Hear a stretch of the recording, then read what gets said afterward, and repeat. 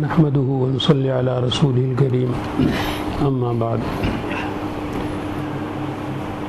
حفظ قرآن کی تکمیل پر بچے کو اور اس کے والدین اور خاندان، اساتذہ اور مسجد کی انتظامیہ سب کو مبارکباد پیش کرتے ہیں اور دعا کرتے ہیں اللہ تبارک و تعالی آخری دم تک اس نعمت کو اس کے سینے میں محفوظ رکھے، قرآنی احکام پر عمل کرنے کی توفیق عطا فرمائے۔ اللہ تبارک و تعالی اس نعمت کو مسلمانوں کے ہر خاندان میں، ہر گھر میں عام فرمائے۔ اللہ تبارک و تعالی قرآن کریم سے ہمیں محبت دے، اس کی تلاوت ہمارے لیے آسان فرمائے۔ یہ جیسا کہ آپ نے ابھی سنا کہ والدین کے لیے، خاندان کے 10 افراد کے لیے جن کے لیے جہنم واجب ہو چکی ہوگی، ان کے لیے یہ حافظ شفاعت کرے گا اور ان کی شفاعت حق تعالی شانہ قبول فرمائیں گے۔ بالخصوص والدین کے متعلق آپ نے سنا، بتایا گیا کہ ان کا اہل محشر کے سامنے بہت بڑا اعزاز ہوگا۔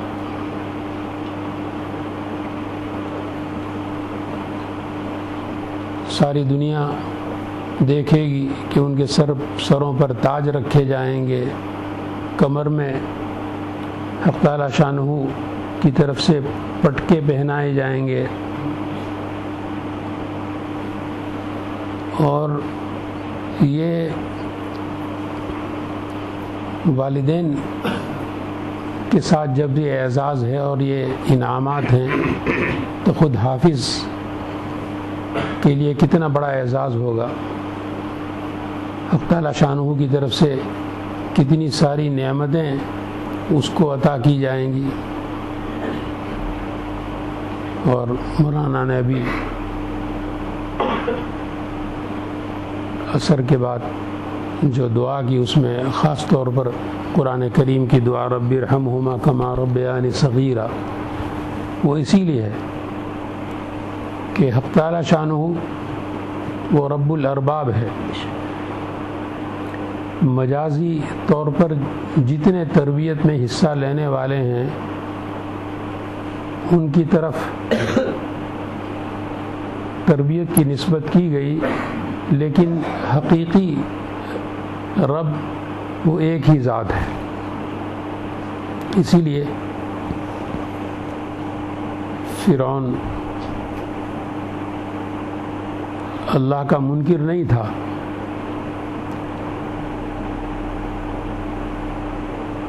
جیسا کہ نمرود منکر تھا۔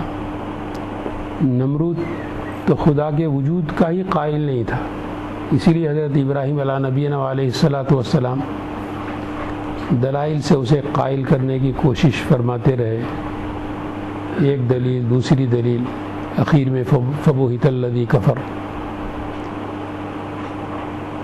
تو یہ فرعون خدا کے وجود کا قائل تھا اور رب بھی مانتا تھا، مگر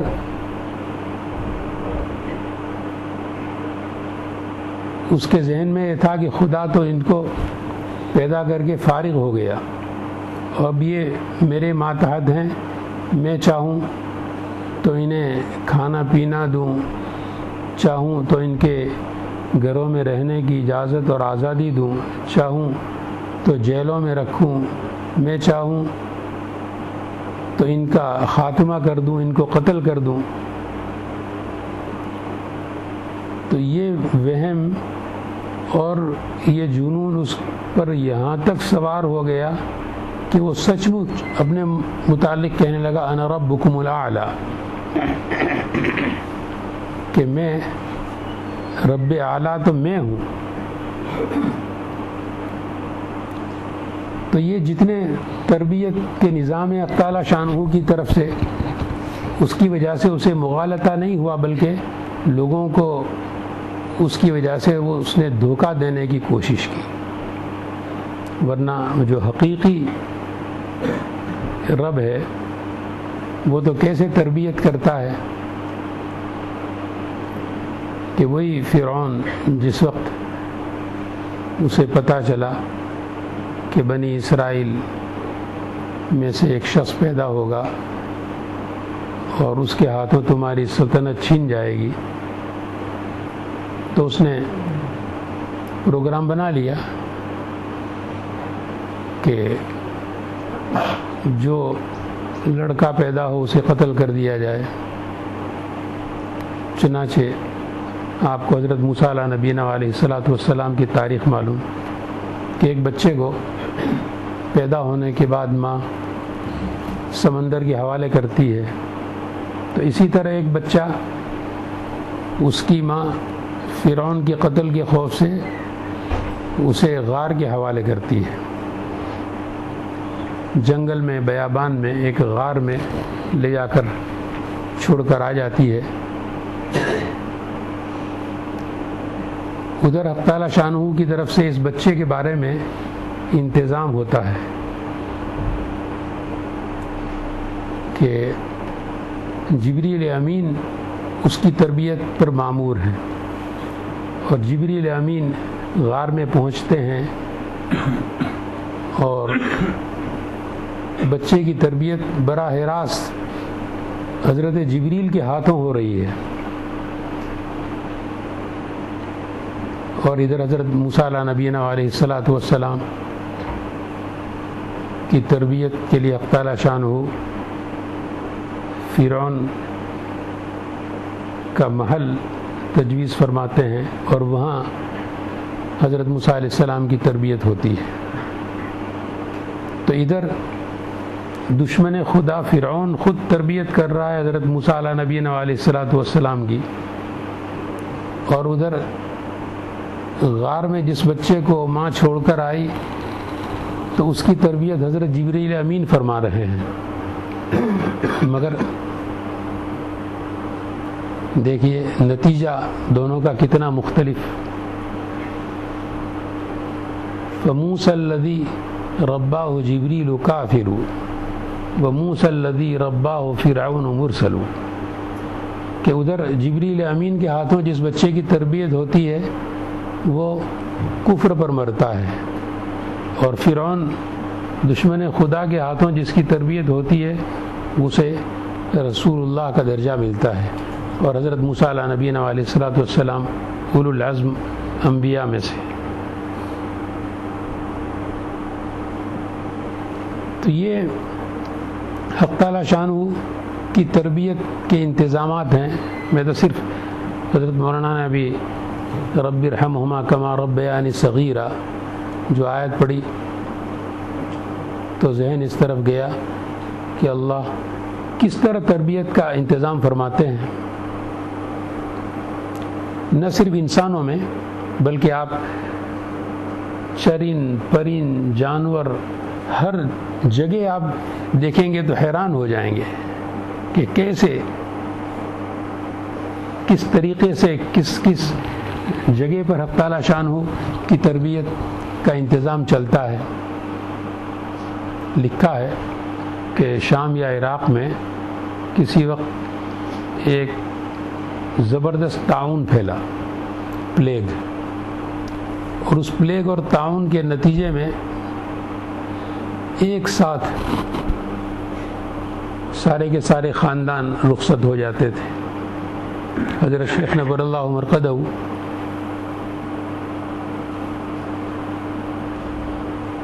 درس میں فرمایا کرتے تھے، درس بخاری میں، کہ فلاں سال میں جو یہاں اس طرح کا ایک پلیگ شروع ہوا تھا سہارنپور میں، تو فرماتے تھے کہ کتب خانے کی کھڑکی سے آواز آتی رہتی تھی کہ کیا ہندو کیا مسلمان روز سینکڑوں کی تعداد میں ان کے جنازے جا رہے ہیں۔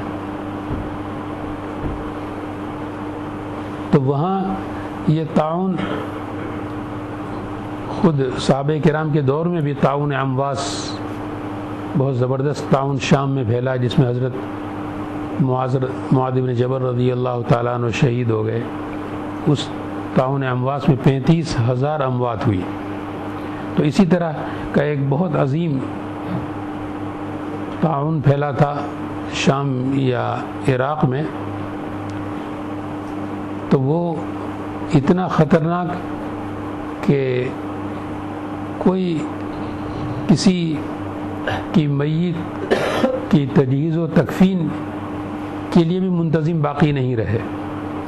تو کیا کر دیا جاتا تھا کہ جہاں دیکھا کہ اموات ہوئی اور وہ جو زندہ ہیں ان کو وہاں سے نکال لیتے تھے، اور جتنے لوگ مر گئے تو ان سب کو دروازے بند کر کے وہیں چھوڑ دیتے تھے کہ بعد میں جب یہ طاعون ختم ہوگا، لوگ صحت یاب ہوں گے، تو اس وقت پھر ان کی تدفین کا ہم انتظام کریں گے. تو اس طرح انہوں نے ایک جگہ گھر والوں کو دیکھا کہ وہ یہ تو سارا خاندان ختم ہو گیا، باپ یہاں پڑا ہوا ہے اور اس کی بیوی یہاں پڑی ہوئی ہے، بچے سب ادھر ہیں، تمام کنبہ قبیلہ سارا ختم. تو انہوں نے دیکھا کہ اس گھر میں اب کوئی زندہ نہیں ہے. تو انہوں نے وہ دروازہ باہر سے مقفل کر دیا اور وہ لوگ چلے گئے. جب حالات کچھ بہتر ہوئے اور تجہیز و تکفین کا انتظام انہوں نے شروع کیا، اور جب اس گھر میں ایک گھر میں وہ پہنچے، تمام گھروں کو کھولتے تھے اور تدفین کرتے چلے جاتے تھے. تو لکھا ہے کہ جب وہ ایک گھر کا دروازہ انہوں نے کھولا اور اموات کو ہٹا رہے تھے تو انہیں بڑا تعجب ہوا کہ ایک بچہ کھیل رہا ہے. وہ حیران کہ اتنے دن ہو گئے اور یہ گھر باہر سے بند، نہ کوئی یہاں جا سکتا ہے، نہ یہاں کوئی زندہ انسان موجود ہے، تو یہ بچہ یہاں کیسے زندہ؟ تو اتنے میں وہ کیا دیکھتے ہیں کہ ایک کونے میں ایک کتیا ہے جس نے بچے دے رکھے ہیں. تو بچہ ان انسانوں کو دیکھ کر کے بھاگ کر اس کتیا کے پاس چلا گیا اور اس کا دودھ پینے لگا. تو اس بچے کو زندہ رکھنا تھا تو حق تعالی شانہ نے اسے اس کی تعاون سے بھی حفاظت فرمائی، اور تربیت کا کیسا زبردست انتظام کہ ماں کی جگہ کتیا. اور یہ جیسا میں نے عرض کیا کہ یہ پہلے بھی بارہا میں اس موضوع پر کہتا رہتا ہوں کہ یہ جتنی حق تعالی شانہ کی مخلوق ہے، چرند پرند، جس طرح حضرت سلیمان علیہ نبینا علیہ الصلوۃ والسلام کے قصے میں یا ایھا النمل ادخلوا،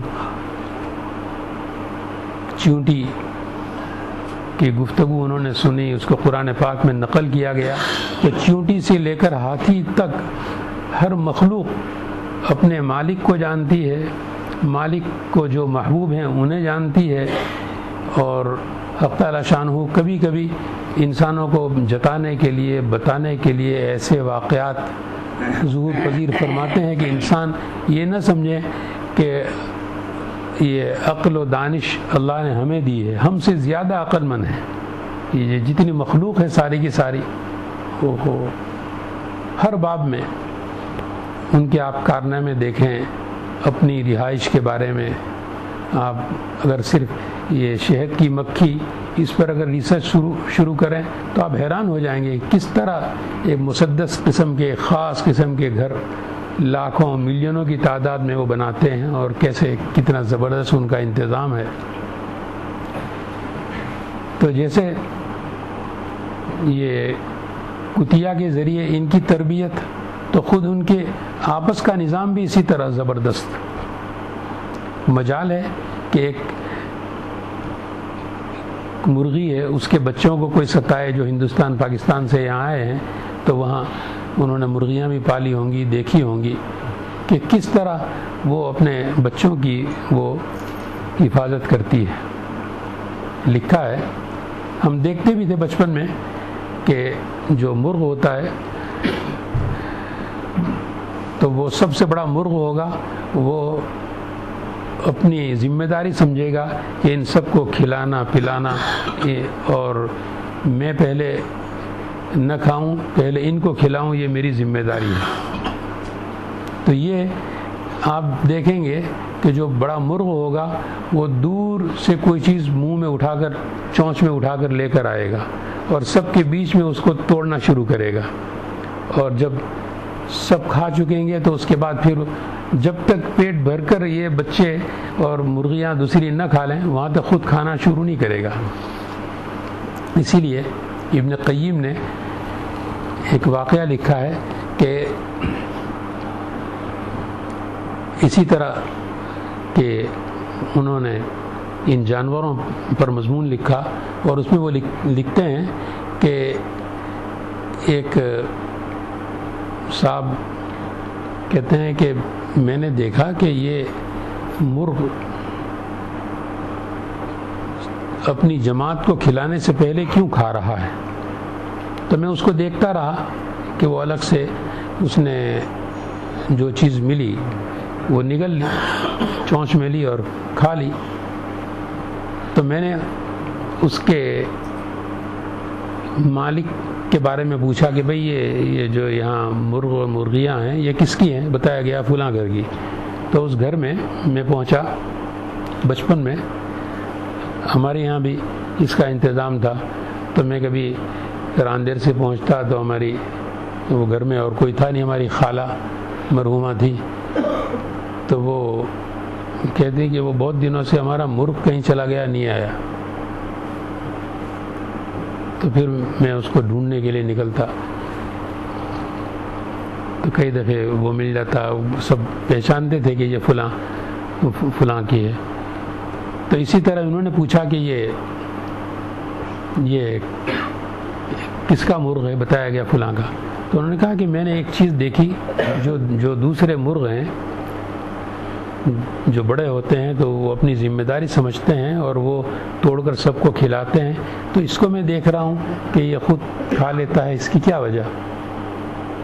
تو انہوں نے بتایا کہ یہ جس طرح آپ نے بتایا، دیکھا اور آپ کے ذہن میں ہے وہ بالکل صحیح ہے، لیکن یہ اس وقت تک ہے جب تک یہ خود دوسروں کو کھلانے کی قدرت رکھتا ہو، ورنہ جب یہ بوڑھا ہو جاتا ہے تو پھر اس کی ذمہ داری ختم۔ کہتے ہیں کہ یہ جب بوڑھا ہو گیا تو اب خود اپنا پیٹ بھرتا ہے۔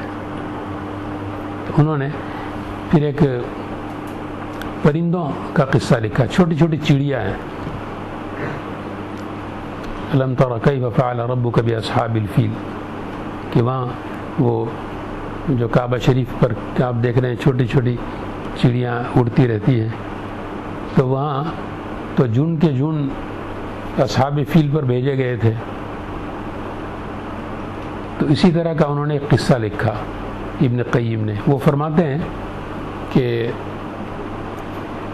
ابن العرابی نے ایک قصہ لکھا ہے کہ میں فلاں جگہ بیٹھا ہوا دیکھ رہا تھا کہ چڑیا کا گھونسلہ ہے اور سانپ وہاں گیا اور اس نے اس میں جو اس کے انڈے تھے وہ نگل لیے۔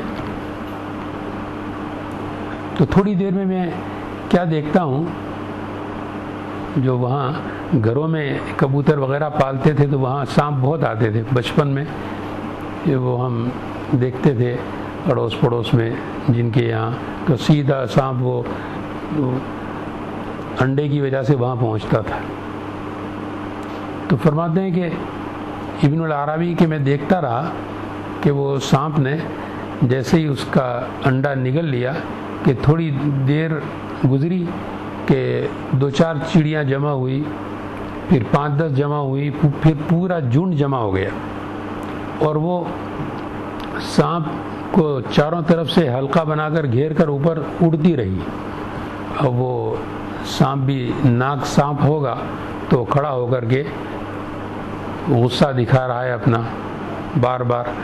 تو وہ اور زیادہ نزدیک آ کر پھر اس کو ستانے لگی. کہتے ہیں کہ یہاں تک ستایا کہ ایک دفعہ وہ جو اپنا زہر پھینکنے کے لیے منہ کھولتا تھا تو ایک چڑیا نے ایک ٹن کا جیسے ہی اس نے منہ کھولا کہ سیدھا اس کے منہ میں پھینک دیا. وہ ٹن کا اس کے منہ میں پہنچا کہ وہ کانٹا اب منہ بند نہیں ہو سکتا, سانپ مر گیا. کس طرح انتقام لیا. تو یہ حق تعالی شانہ نے جو تربیت ان جانوروں کے ذمے رکھی ہے اپنے بچوں کی اور ان کی حفاظت کی, ان کو کھلانے پلانے تحفظ کی ہر چیز کا زبردست انتظام. میں زامبیا کئی سال پہلے جب ایک دفعہ گیا تو ہمارے پھوپھیزاد بھائی سارا خاندان کوئی 5-6 گاڑیاں لے کر وہ جہاں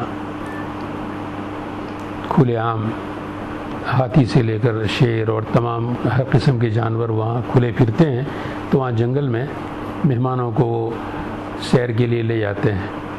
تو ہم لوگ جب وہاں ایک جگہ پہنچے تو ہمارے پھوپھیزاد بھائی مجھ سے کہنے لگے کہ گاڑی روکی اور کہنے لگے کہ وہ جو درخت سامنے نظر آتا ہے تو اس کی اور یہاں اس جگہ کی ایک بڑی تاریخ ہے ہمارے ساتھ. کہتے ہیں جس طرح ہم آپ کو لے کر آئے تو فلاں مہمان کو ہم لے کر یہاں پہنچے تھے اور وہ بارش کا موسم تھا, تو ہماری گاڑی جب یہاں اس جگہ پہنچی ہے تو اس درخت کے پاس سے ایک ہرن کودتا ہوا چھلانگ لگاتا ہوا یہاں پہنچا ہماری گاڑی کے بالکل سامنے. حالانکہ یہ گاڑی وہ چل رہی ہے آہستہ آہستہ آہستہ, وہ جانور دیکھنے کے لیے تیز نہیں چلا دے تاکہ اچھی طرح دیکھ سکیں کہ فلاں اس طرف شیر بیٹھا ہے, اس جگہ چھپا ہوا ہے, فلاں جانور اس طرف ہے. تو آہستہ آہستہ تو گاڑی جو آہستہ چل رہی تھی تو سامنے آ کر کھڑا ہو گیا. وہ ہرنی سامنے آ کر کھڑی ہو گئی اور پھر تھوڑی دیر کے لیے ہٹتی, پھر سامنے آ کر کھڑی ہو جاتی. پھر جس طرح وہ جانور رقص کرتے ہیں کودتے ہیں اس طرح تھوڑی دیر کرتی رہی. پھر وہ 5 قدم جاتی واپس آ جاتی, پھر 7 قدم جاتی واپس آ جاتی, پھر 10 قدم جاتی واپس آ جاتی. تو کہتے ہیں ہم سب یہ سوچنے پر مجبور ہو گئے کہ یہ ہمیں کچھ سمجھانا چاہتی ہے اور کچھ کہنا چاہتی ہے. تو کہتے ہیں ہم ٹھہر گئے وہیں پر, دیکھتے رہے کہ کیا تماشا یہ دکھاتی ہے. کہتے ہیں کہ پھر جب وہ درخت کے پاس جاتی ہے پھر یہاں واپس آ جاتی ہے کہ کہیں یہ گاڑی والے چلے نہ جائیں آگے. تو کہتے ہیں پھر ہم نے وہاں کیچڑ میں اور گھاس میں اندر جا کر کے درخت کے پاس جب دیکھا تو ایک کھڈا سا تھا, اس کے اندر پانی جمع ہو گیا تھا اور اس ہرنی کا بچہ اس میں گر گیا تھا.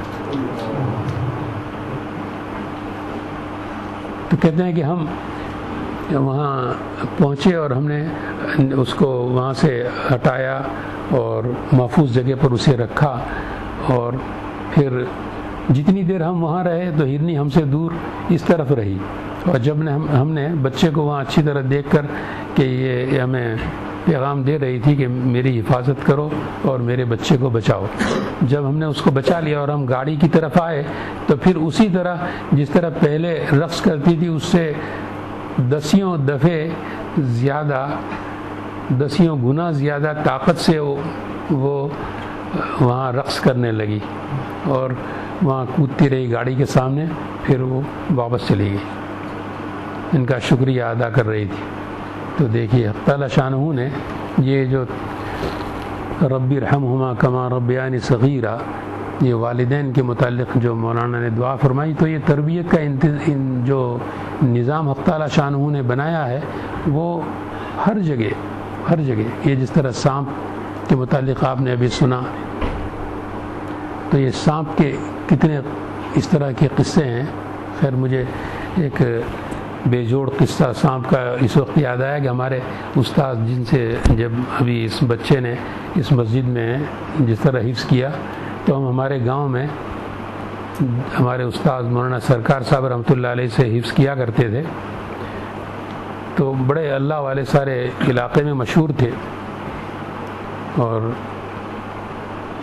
اللہ نے ان سے بڑی خدمت لی، اور کوئی 100-150 سے زیادہ اس جگہ پر حفاظ ان کی خدمت سے حق تعالیٰ شانہ نے پیدا فرمائے اس چھوٹے سے گاؤں میں۔ تو ان کے یہاں جب ہم پڑھنے کے لیے بیٹھے ہوئے تھے تو کبھی سال بھر میں 1-2 دفعہ اس طرح کا قصہ ہوتا تھا کہ مشہور تھا کہ یہ عملیات جانتے ہیں، تعویذ دیتے ہیں۔ تو ایک دن ہم نے دیکھا کہ مغرب کی نماز کے بعد مطالعہ ہو رہا ہے، ہم یاد کر رہے ہیں، امتحان کی تیاری ہو رہی ہے، تو اتنے میں ایک احمد بھائی بدات وہ پہنچے، اور انہوں نے ہمارے استاد محترم سے کوئی کان میں بات کی۔ طلباء زور سے پڑھ رہے تھے، آواز نہیں پہنچ سکتی، تو انہوں نے کان میں کچھ کہا، بس وہ کہنا تھا کہ ہمارے استاد محترم نے اب اپنا وظیفہ پڑھنا شروع کیا۔ اب وہ پڑھ رہے ہیں۔ جب وہ پڑھ کر فارغ ہوئے تو انہوں نے یہ جو احمد بھائی تھے پوری طاقت سے ایک زور سے تماچا رسید کیا ان کو۔ اب ہم جب پہلی دفعہ ہم نے دیکھا تھا تو ہم بڑے حیران ہوئے کہ یا اللہ۔ تو پھر دوسرے طلباء نے بتایا کہ یہ تو کسی کو سانپ نے کاٹا، تو اس کی آ کر انہوں نے اطلاع دی، اور انہوں نے یہاں جو تھپڑ مارا تو مریض اپنے گھر میں ٹھیک ہو جائے گا۔ کیسا ہاسپٹل، کیسے ڈاکٹر، کیسا انجیکشن، دیکھیے حق تعالیٰ شانہ کا نظام دیکھیے کہ دنیا جیسے جیسے ماڈرن ہو رہی ہے تو اور طرح کے طریقے، لیکن جب یہ بھی حق تعالیٰ شانہ مربی حقیقی ہیں تو اس کے عجیب و غریب قسم کی تربیت کے انتظامات ہیں۔ تو اب وہاں جنگلوں میں، یعنی ہر یہ مسلمانوں میں اس طرح کے عملیات جاننے والے، اور ہم نے ایک دفعہ عصر کی نماز کے بعد ہم راندیر جامعہ حسینیہ میں کھانے سے فارغ ہو کر سیر پر جایا کرتے تھے، 8-پون گھنٹہ سیر تفریح کے لیے، چلنے کے لیے کہیں نکل جاتے باہر۔ تو ہم جب مین روڈ پر پہنچے تو وہاں اوپر ایک سائیکل کی دکان ہوا کرتی تھی، سائیکل ریپیئر کرنے کے لیے لوگ اپنی سائیکل وہاں لے کر جایا کرتے تھے، اسکوٹر وغیرہ۔ تو وہاں جب پہنچے تو ایک شخص کو، وہ دکان بھی ہندو کی تھی، اور ہم نے دیکھا کہ ایک شخص رینگ رہا ہے، جس طرح جانور چلتے ہیں تو سانپ کی طرح سے وہ بالکل اس طرح ہاتھ سے زمین پر وہ لیٹا ہوا ہے سجدے کی طرح سے، پیر لمبے کر کے، اور پیر اور ہاتھ دونوں کی قوت سے وہ آگے بڑھ رہا ہے۔ تو ہم وہاں ٹھہر گئے، اور وہاں جو لوگ کھڑے ہوئے دیکھ رہے تھے تو ہم نے ان سے جا کر پوچھا کہ یہ آدمی اس طرح کیا ہوا، اس کو ایسا کیوں کر رہا ہے؟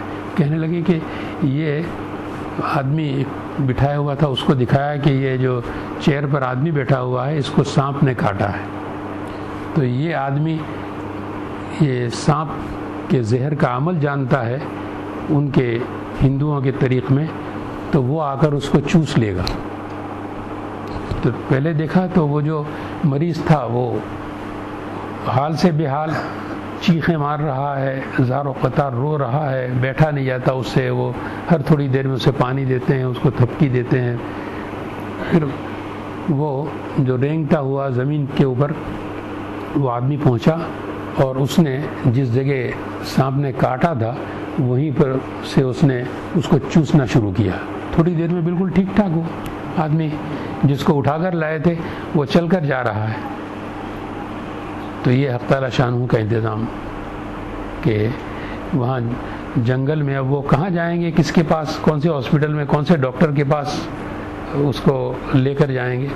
تو میں جب اگلے دن صبح ہمارے استاد محترم تھے حضرت مولانا شمس الدین صاحب رحمۃ اللہ علیہ، بڑی عجیب و غریب ان کی زندگی، سواتی تھے، سوات کے، اور ان کا مقام یہ تھا کہ حضرت شیخ الاسلام مدنی رحمۃ اللہ علیہ کو، حضرت مولانا حسین احمد صاحب مدنی رحمۃ اللہ علیہ کو جب لکھا گیا جامعہ حسینیہ کی طرف سے کہ ہمیں ایک استاذ کی ضرورت ہے، تو حضرت نے ان کو بھیجا تھا وہاں تدریس کے لیے۔ تمام علوم میں، علوم عقلیہ نقلیہ میں زبردست اللہ نے انہیں علم عطا فرمایا تھا۔ تو میں نے جب حضرت سے قصہ عرض کیا کہ کل ہم نے عجیب دیکھا کہ وہ ہندوؤں میں وہ سانپ کے زہر کے لیے اس طرح وہ عامل زمین پر رینگتے ہوئے آتے ہیں اور اس طرح چوستے ہیں اور وہ آدمی ٹھیک ہو جاتا ہے، تو حضرت مولانا شمس الدین صاحب رحمۃ اللہ نے فرمایا کہ بسا نہیں مگر بندے کے پاس ایک عمل ہے کہ جہاں نہ مجھے جانے کی ضرورت نہ اس مریض کو میرے پاس لانے کی ضرورت، بسا نہیں مگر بندہ وہ عمل بڑھتا ہے اور جس سانپ نے اسے کاٹا ہے نہیں مگر جا کر وہ خود چوس لیتا ہے۔ تھے ان کے پاس واقعتاً عجیب و غریب انسان تھے وہ، ان کے بڑے اس طرح کے واقعات ہیں۔ تو یہ حق تعالی شان کی طرف سے تربیت کا انتظام۔ اب یہ دیکھیے ہمارے گھر کے بھی کئی قصے ہیں۔ یہ جو ہمارے یہاں ایک بچے کی ولادت کے وقت ہسپتال سے مجھے کہا گیا کہ ان کا تو آپریشن کرنا ہوگا۔ لیکن تو کہنے لگے کہ پلیسنٹا اتنا نیچے ہے کہ اس پلیسنٹا نے رستہ بچے کے نکلنے کا بند کر رکھا ہے اور سوائے آپریشن کے اس کی کوئی سبیل نہیں، اور آپریشن بھی 3-4 ہفتے پہلے ہم کر لیں گے، جتنا وقت گزر جائے۔ اگر اس درمیان میں بھی ہمیں محسوس ہوا کسی طرح کی کوئی تکلیف تو ہم فوراً آپریشن سے بچے کو لے لیں گے۔ میں بہت پریشان ہوا کہ یا اللہ، تو بہت تحقیق بھی کی، تو جس جگہ بھی ڈاکٹروں سے پوچھا، ماہرین سے پوچھا، تو انہوں نے کہا کہ اس کا تو سوائے آپریشن کے کوئی علاج نہیں ہے اور کوئی رستہ نہیں ہے۔ اللہ تعالیٰ زندہ سلامت رکھے وہاں باٹلی میں انیسہ آپا کو، تو ان کو وہ مساج کرتی ہیں۔ تو میں نے ان کو فون کیا کہ اس کا کوئی علاج ہے، تو انہوں نے کہا ہاں جی اس کا بھی علاج ہے۔ تو وہ آپا آئی اور انہوں نے صرف 5 منٹ یہ پیر کی آخری چھوٹی انگلی پر ذرا سا مساج کیا ہوگا اور ذرا سی سوئی چبھوئی ہوگی۔ پھر پوچھا اہلیہ سے کہ کوئی آپ کو حرکت اندر محسوس ہوئی؟ انہوں نے کہا نہیں کچھ بھی نہیں۔ تو کہا کہ نہیں، آپ کو آج یا کل یا کسی وقت بھی اب تھوڑی سی زیادہ تکلیف آپ محسوس کریں گی، لیکن انشاءاللہ اس میں خیر ہوگی۔ تو رات کو پھر وہی مرحلہ آ گیا، اہلیہ پریشان، اٹھ نہیں سکتی، بیٹھ نہیں سکتی، پریشان، جس طرح کہ آخری درد ذہن کی تکلیف ہو ولادت کی، وہ اس طرح کی تکلیف محسوس ہونے لگی۔ تو میں تسلی دیتا رہا، کسی طرح پھر نیند آ گئی اور پھر میں نے دیکھا کہ ٹھیک سے سو گئی۔ تو صبح آنکھ کھلی تو بہت خوش، میں نے کہا تکلیف تو نہیں؟ کہا بالکل نہیں، لیکن وہ کہنے لگی کہ مجھے جہاں بچے کی جو کیکنگ، جو بچہ لاتیں مارتا ہے، تو وہ جہاں محسوس ہو رہی تھی وہاں نہیں، دوسری سائڈ میں محسوس ہو رہا۔ تو میں نے کہا کہ یہ تو اچھا سائن ہے۔ تو پھر یہاں ہاسپٹل والوں کو بتایا تو انہوں نے فوراً بلا لیا۔ انہوں نے کہہ رکھا تھا کہ ہم ذرا سے بھی کسی قسم کی کوئی تبدیلی آپ پائیں تو ہم سے رابطہ کریں۔ تو ہم وہاں پہنچے تو انہوں نے فوراً اس پر الٹرا ساؤنڈ پر دیکھنا شروع کیا، اور دیکھتے ہی اس نے چلا کر وہ کہنے لگی سب ڈاکٹروں کو ادھر آؤ ادھر آؤ ادھر آؤ۔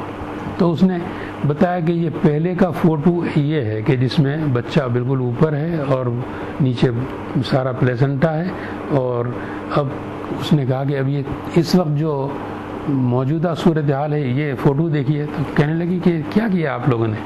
کہ یہ تو ناممکن تھا ہماری طبی لحاظ سے، یہ ناممکنات میں سے ہے کہ اس پلیزنٹا کو پورے دیواریں جو چاروں طرف سے بچے کو گھیرے ہوئے ہوتی ہیں گوشت کے لوتھڑے کی شکل میں، خون کی شکل میں، کہ اس کو کوئی ہٹا ہی نہیں سکتا اندر سے، مگر وہ مساج نے، اللہ نے کتنا زبردست یہ علم ہے کہ ذرا سا اس خاتون نے مساج کیا انگلی پر اور اس سے اندر سے وہ پلیسنٹا ہٹ گیا۔ اور یہ ہم تو سمجھتے ہیں کہ ہمارے جو اعضاء ہیں، اب لیور ہے، ہارٹ ہے، اور یہ تمام ہمارے اندرونی اعضاء، ظاہری اعضاء جو ہمیں نظر آتے ہیں، تو جس طرح اس کا نظام ہے اسی طرح ہے، لیکن ایسا نہیں ہے۔ اس کے متعلق جب اس طرح جو میں نے اپنے بچے کے متعلق اہلیہ کا قصہ سنایا، اس سے ہم متاثر ہوئے، تو آگے ہم نے اس پر ریسرچ کیا، تو معلوم ہوا کہ یہ جو سامنے چہرہ ہے تو اس میں تمام اعضاء کی مین سوئچ یہاں ہے۔ مثلا وہ لکھتے ہیں کہ جو ہماری دونوں طرف کی کڈنی ہے وہ اس کی سوئچ یہاں ہے، جو قلب ہے وہ یہاں ہے، جو لیور اور اسٹمک اور کڈنی اس کی دونوں آنکھوں کے دونوں طرف یہاں۔ تو اس طرح اللہ تبارک و تعالیٰ نے یہ ایسا نظام رکھا ہے کہ آپ کو نہ کسی ڈاکٹر کی ضرورت، نہ کسی دوا کی ضرورت، انسان خود اپنے آپ علاج کر سکتا ہے۔ آپ کو درد ہوا اور آپ جانتے ہیں کہ اس کا پوائنٹ وہ ہے، اور آپ نے وہاں مساج شروع کیا اور درد چلا جائے گا۔ تو اسی طرح یہ جو ہندوستان سے ایک کتاب ملتی ہے، چھپی ہوئی ہے، کہ آپ کی صحت آپ کے ہاتھ میں، تو اس میں وہ ہاتھ کے فوٹو دیے ہوئے ہیں، تو اس میں بتایا ہوا ہے کہ اگر سر میں درد ہو تو اس جگہ آپ مساج کریں، آپ کے پیٹ میں درد ہو تو اس جگہ مساج کریں۔ تو تمام اعضاء صرف ہاتھ میں۔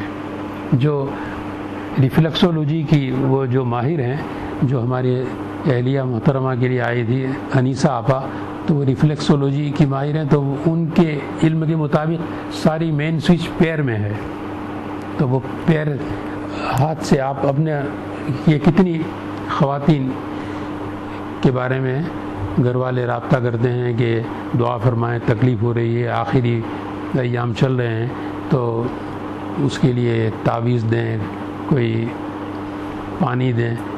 تو میں وہ جو بک ہندوستان والی ہے تو اس کو دیکھ کر اس کا فوٹو ان کو دیا کرتا ہوں کہ یہ ہاتھ جس طرح یہ آپ ایسا اس کو ایسے کریں گے تو جو یہاں اوپر یہ ابھرا ہوا حصہ، دونوں شہادت کی انگلی اور یہ انگوٹھے کے بیچ میں ابھرا ہوا حصہ ہوتا ہے، تو ان کو یہ اس کا فوٹو دیتے ہیں کہ اس کو وہ خاتون اپنے ہاتھ سے خود مساج کرے۔ تو جتنے آخری ایام میں لوگوں کو بتایا، سب کے یہاں بغیر کسی تکلیف کے الحمدللہ ولادت ہو گئی۔ تو یہ حق تعالی شانہ نے کیا کیا علوم انسانوں کو عطا فرمائے تھے کہ بغیر کسی کی مدد کے اپنے تمام مسائل کو خود حل کر سکیں، بڑے سے کسی کے مدد کے محتاج نہ ہوں۔ اللہ تبارک و تعالیٰ یہ جو علوم سارے اب ناپید سے ہوتے چلے آ رہے ہیں، اللہ تعالیٰ پھر ان علوم کو زندہ فرمائے۔ تو یہ کوئی ایسی کوئی سحر اور جادو کی قسم کی چیزیں نہیں ہیں، یہ حق تعالی شانہ کا تربیت کا انتظام ہے، انسانوں کی راحت کے لیے، ان کی آسائش کے لیے۔ ہمارے دوست حضرت مولانا رشید اجمیری رحمۃ اللہ علیہ، تو وہ فرمایا کرتے تھے کہ یہ جتنے طبی علوم ہیں، چاہے ڈاکٹری کی ابتدا ہو، چاہے یہ وہ حکیم تھے، تو بتایا کرتے تھے کہ یہ ہماری حکمت ہو، یا جس طرح میں نے بتایا کہ یہ مساج کے ذریعے ریفلیکسولوجی جو علاج کیا جاتا ہے، یہ تمام علوم یہ الہامی ہیں۔ فرمایا کرتے تھے کہ الہامی حق تعالی شانہ کی طرف سے جو کتابیں پچھلے انبیاء علیہ السلام پر نازل ہوئی، جس طرح ہمارے یہاں قرآن پاک میں شہد کو شفا بتایا گیا، تو اس طرح ان کی کتابوں میں یہ تمام طریقے بتائے گئے تھے۔ پھر آگے ان کی طرف نسبت ختم ہو کر انسانوں میں وہ علوم عام ہو گئے اور ان کے پاس ان کی اسناد نہیں رہی. جس طرح یہ تو اسلام کی خصوصیت ہے کہ ہمارے یہاں ہر چیز کی صنعت وَإِنَّهُ لَتَنزِيلُ رَبِّ الْعَالَمِينَ کہ یہ قرآن کریم حق تعالیٰ شانہ نے نازل فرمایا. کون لے کر آئے؟ جبریل امین. کہاں اتارا؟ علی قلبک، سرکار دو عالم صلی اللہ علیہ وسلم کے قلب پر. تو یہ جو سند ہے پوری قرآن پاک کے، جس طرح سند خود حق تعالیٰ شانہ نے بیان فرمائی، اس طرح ہمارے یہاں ہر چیز کی سند، ہمارے وضو کی سند، اذان کی سند کے ساتھ اس کا ثبوت، نماز سے لے کر چھوٹا بڑا ہر عمل جو ہم کرتے ہیں اس سند کے ساتھ آپ کو اس کا ثبوت ملے گا. حق تعالیٰ شانہ اس دین متین کی ہمیں قدردانی کی توفیق عطا فرمائے. قرآن کریم سے ہمیں وابستہ رہنے کی، قرآنی احکام پر عمل کرنے کی توفیق عطا فرمائے. حق تعالیٰ شانہ حفظ کو ہر گھر میں عام فرمائے. اور ابھی رمضان المبارک جس طرح بتایا کہ قریب ہے، رجب سے سرکار دو عالم صلی اللہ علیہ وسلم رمضان المبارک کے استقبال کے لیے تیار رہتے تھے. آپ صلی اللہ علیہ وسلم کے روزے شروع ہو جاتے تھے خوشی میں رمضان سے پہلے ہی. حق تعالیٰ شانہ اس طرح کی تیاری کی ہمیں بھی توفیق عطا فرمائے. بالخصوص رمضان میں تلاوت کی توفیق عطا فرمائے. لمبے روزوں میں تلاوت روزوں کے ساتھ ہمارے لیے آسان فرمائے.